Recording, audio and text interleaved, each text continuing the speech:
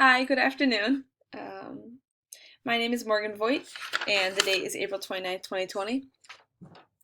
Before I start off this presentation, I just want to say that I hope you are well amongst all this craziness. The world is certainly a crazy place right now.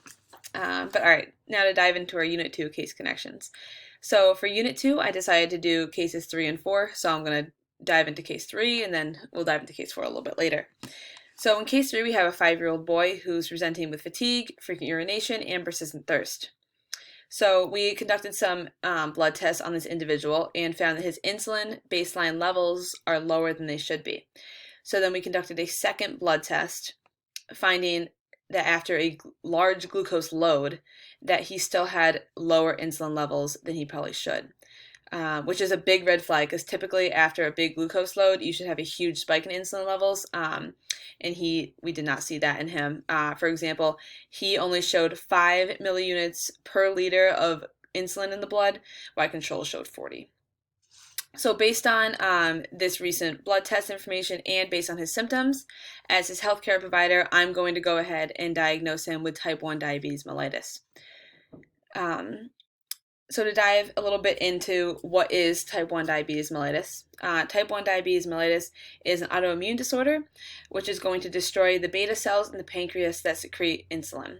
And insulin is a very important hormone in metabolic processes, as it's going to promote glucose oxidation, glycogen storage, and triglyceride synthesis.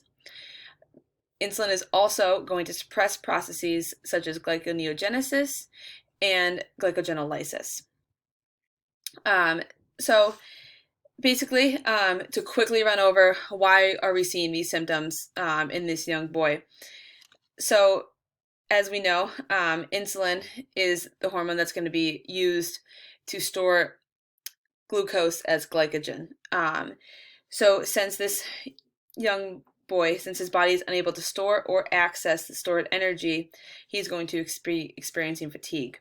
As far as the other symptoms that the mother was expressing, she was concerned about, the kidneys in the body are going to be unable to handle this high blood sugar, this high level of blood glucose. So basically, it's just going to excrete it. And this is going to cause the frequent urination that she's seeing. In addition to this, since he is urinating so frequently, he's going to be pulling fluids from other tissues, causing extreme dehydration and causing him to drink more, which is going to lead to his persistent thirst that we're seeing as well. So if I was to conduct an additional blood test on this individual, I would conduct a fasting blood test, which is going to measure his blood insulin levels after a period of fasting. And in healthy individuals, typically after you eat a meal, your blood glucose is going to spike and then it's going to decrease due to insulin secretion. However, in this individual, or all individuals that have diabetes mellitus, we're going to see blood glucose levels increase after meal and then stay consistent because there is no insulin in their blood to be breaking it down or reducing it. So, to my point, we would see much higher blood glucose levels after a fasting blood test in individuals with diabetes.